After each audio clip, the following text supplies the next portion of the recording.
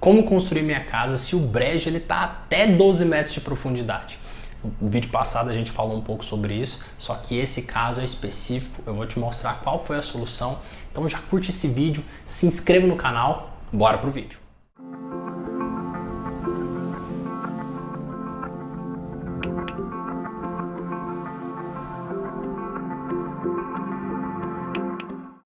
Então, Hudson, recapitulando aí, para quem não participou do vídeo anterior, o que é o brejo?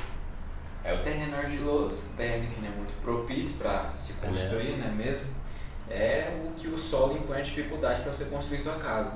Impõe a dificuldade. E ele impacta em quê? Na casa? Na fundação. Na fundação. E fundação, se isso impacta em fundação, ele vai impactar em quê? Em custo. Então, um terreno ruim é custo mais alto e às vezes você pode gastar um pouco mais, pode gastar mais da maneira errada e mesmo assim pode gerar problemas para você. Então não é só pensar em custo alto, não é você só pensar em colocar uma fundação pesada ali para resolver o problema. Muito pelo contrário, para esse tipo de fundação, a fundação pesada, a fundação profunda, ela não é o caminho. Por quê? Porque ele tem 12 metros de profundidade. Então no vídeo passado a gente falou de um terreno, de um brejo que está na primeira camada. Mas e se ele ficar a 12 metros? Se você faz ali um laudo de sondagem e identifica que toda a camada do seu terreno, na primeira, na segunda, na terceira, na quarta, na 10ª camada é um solo mole e um solo ruim. Para construir uma casa, como que você vai ter essa solução?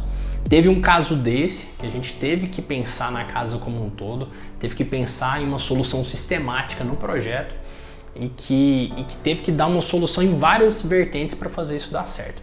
Então o primeiro ponto que a gente teve que pensar, e aí a gente reforça aqui a necessidade de fazer um projeto que seja factível, né? Que seja um projeto pensado para ele dar certo. Então é fundamental que você entenda todas as variantes para dar essa solução. Então o primeiro ponto é reduzir o peso da estrutura. Então se é um terreno ruim, se é um brejo, se é um terreno mole, você coloca mais peso, né? Já é intuitivo que se você conseguir reduzir o peso dessa estrutura, melhor. Então a primeira ação que nós fizemos foi reduzir o peso dessa estrutura. Como que reduz o peso? É uma casa de 2 pavimentos. Se a gente pensar em soluções construtivas, é possível fazer um primeiro pavimento só de laje e a segunda laje não precisaria de laje, né? A segunda cobertura. Então tem vários tipos de soluções que dá para dar esse tipo de solução, ao invés de ter 2 lajes, uma laje, por exemplo. Então aí você já consegue reduzir a metade do peso só em laje, e laje tem um peso considerável na estrutura.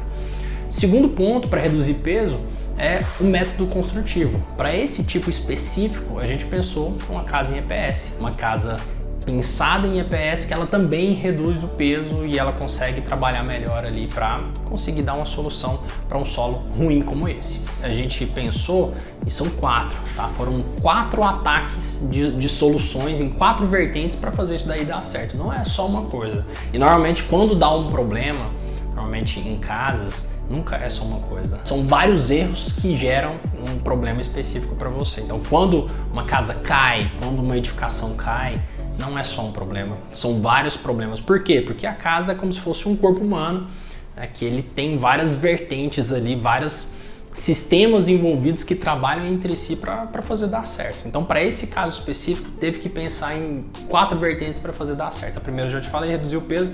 O segundo, o tipo de fundação. O tipo de fundação era uma fundação rasa para distribuir esses esforços. É um radier, né, como se fosse uma laje na parte do solo.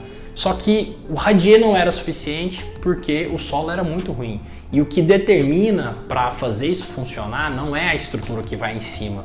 Não adianta você ter uma laje maravilhosa com concreto com FCK altíssimo, e até entrando numa parte mais técnica, mas se você tem um concreto ótimo, excelente, usinado e o solo ele ser ruim. Então o que vai determinar o tipo de solução aqui vai ser o solo.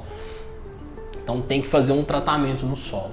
E aí que a gente teve que fazer um aumento da resistência do solo. A gente teve que, como teria que subir a camada, ao invés lá era uma parte que tinha que fazer um aterro, nesse aterro a gente já pensou num aterro que ele tivesse uma compactação melhor, já tivesse uma resistência maior, como se fosse uma pavimentação.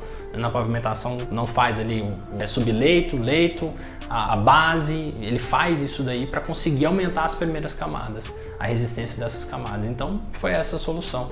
A gente aumentou a resistência dela e tinha que proteger também essa primeira camada, porque além de ser um solo ruim, como a gente falou, era um brejo, ele também tinha ali o nível do lençol freático, o nível da água, ele estava bem próximo do solo.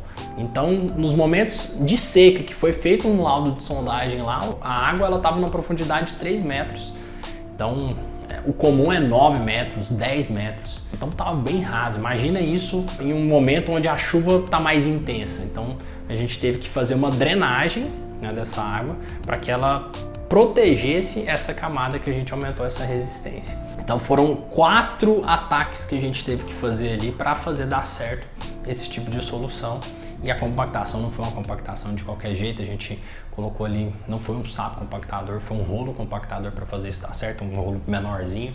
E aí, como eu tinha vizinhança também, não poderia ser um gigante, porque senão não teria problema. Então esse é o cenário para te mostrar que tem que ser muito bem pensado, não é qualquer coisa, é um sonho, né, de uma pessoa. Várias pessoas juntam dinheiro durante muito tempo para fazer dar certo. E quando vai pensar para dar certo, tem que pensar em todas essas vertentes para conseguir construir a sua casa.